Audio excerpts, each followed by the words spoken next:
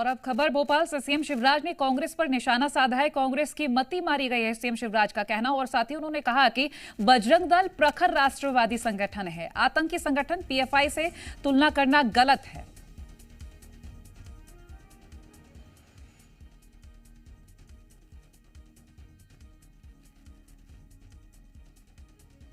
तो देखिए, सीएम शिवराज ने भी कांग्रेस पर निशाना साध दिया है। कहा है कि कांग्रेस की मती मारी गई है और बजरंग दल एक प्रखर राष्ट्रवादी संगठन है, आतंकी संगठन पीएफआई से तुलना करना गलत है।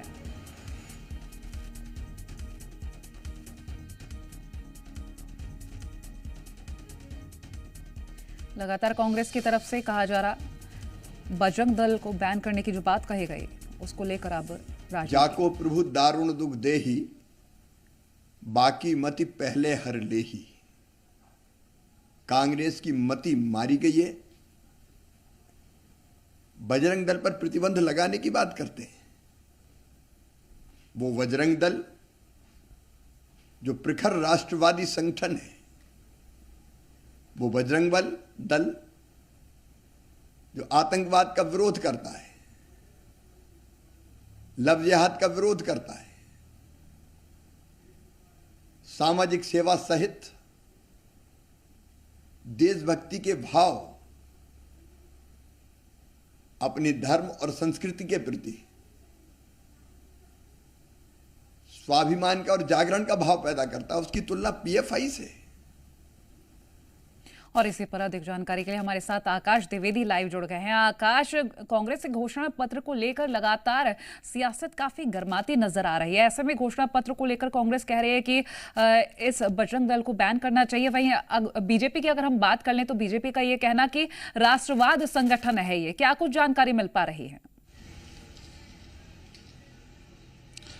दरअसल चुनाव कर्नाटक में है, लेकिन सियासी नाटक कोमल मध्य प्रदेश में देखने को मिल रही है। जिस तरीके से बजरंग दल की तुलना पीएफआई से की गई, इसके बाद से ही बीजेपी नेताओं ने कांग्रेस को घेर लिया है। खास तौर पर कमलनाथ, जो खुद को हनुमान भक्त बताते हैं, कांग्रेस उन्हें हनुमान भक्त बताती है। इस बात को लेकर एमपी बीजेपी ने कांग्रेस को घेरना शुरू कर दिया है और कमलनाथ से यह सवाल पूछा है कि क्या कमलनाथ इस घोषणा पत्र के बिंदु के पक्ष में है या नहीं है, यह स्थिति साफ करें। कई तरह के आरोप कांग्रेस पार्टी पर अब भारतीय जनता पार्टी लगा रही है और खास तौर पर बजरंग दल के बचाव की भी कोशिश कर रही है। हमने गृह मंत्री नरोत्तम मिश्रा का बयान सुना, मुख्यमंत्री का बयान सुना। दोनों कांग्रेस पार्टी पर हमलावर हैं, क्योंकि मुख्यमंत्री तो कर्नाटक चुनाव में प्रचार भी कर आए हैं और ऐसे में अब कांग्रेस के मैनिफेस्टो में आकाश, मैं लौटती हूं आपके पास। हमारे साथ बीजेपी से नेहा बग्गा जी जुड़ गए हैं। नेहा जी, स्वागत है आपका। सवाल मेरा ये, अब घोषणा पत्र, कर्नाटक में चुनाव और मध्य प्रदेश में सियासत गर्म होती हुई नजर आ रही है। ऐसे में क्या कुछ कहिएगा पहले तो घोषणा पत्र को लेकर? देखिए, बहुत स्पष्ट है कि मध्य प्रदेश के कांग्रेस के पीसीसी अध्यक्ष जो अपने आप को हनुमान भक्त बताते हैं, उनके मुंह से एक लफ्ज नहीं निकलता जब कांग्रेस पार्टी कर्नाटक के अंदर अपने घोषणा पत्र में उन लोगों पर बैन लगाने की बात करती है जो हनुमान जी के भक्त हैं, जो हनुमान जी की स्तुति करते हैं, जिनके लिए श्री राम आराध्य हैं। तो इससे समझ में आता है कि छद्म हिंदूवादी जिस प्रकार से फैंसी ड्रेस के लिए या चुनावी फायदे के लिए अपने आप को हिंदू बताने का काम करते हैं, इनका असली चेहरा क्या है। और हमें भूलना नहीं चाहिए कि मध्य प्रदेश की धरती पर एक नेता हुआ जिन्होंने हिंदू टेररिज्म गढ़ा, जिन्होंने हिंदुओं को आतंकवादी कहा, और कांग्रेस पार्टी की पूर्व अध्यक्षा तो राम के अस्तित्व पर सवाल उठा चुकी है। सलमान खुर्शीद बोको हराम और आईएसआईएस से तुलना जी बीच में रोकना चाहूंगी। तो कांग्रेस से हमारे साथ संगीता शर्मा जी भी जुड़ गए हैं। स्वागत है आपका जी मध्य प्रदेश छत्तीसगढ़ पर। संगीता जी, नेहा जी हमारे साथ बीजेपी से जुड़ी हैं और सवाल लगातार खड़ा हो रहा है कि भगवान बजरंगबली की पूजा करते हैं, इतना मानते हैं, उसके बाद इस तरह के घोषणा पत्र में जो वादे किए जाते हैं। अब फिलहाल कई सारे सवाल कांग्रेस के सामने, कई सारी और चुनौतियां। कर्नाटक में चुनाव है, प्रचार के दौरान कई सारी तस्वीरें आती है। अब घोषणा पत्र को लेकर कांग्रेस घिर गई, क्या कुछ कहेंगी? देखिए, भारतीय जनता पार्टी कर्नाटक में हार की स्थिति में है और अब उन्हें ये एक छोटा सा एजेंडा मिल गया है।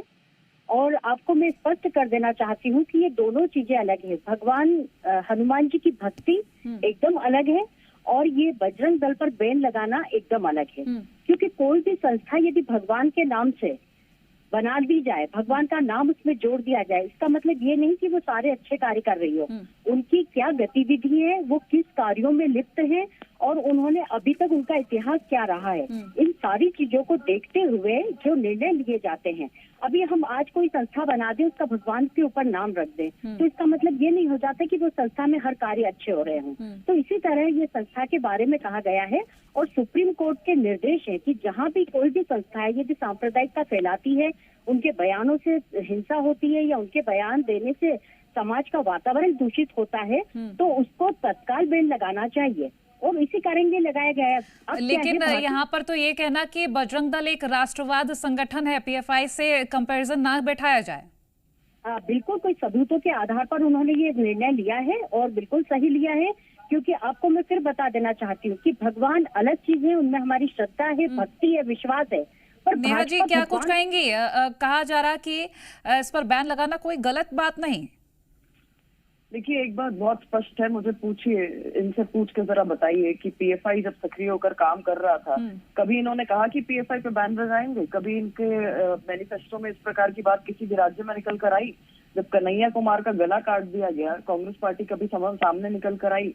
जब हिंदुओं बेटियों के साथ में लव जिहाद होता है, कांग्रेस कभी बाहर निकल कर आती है?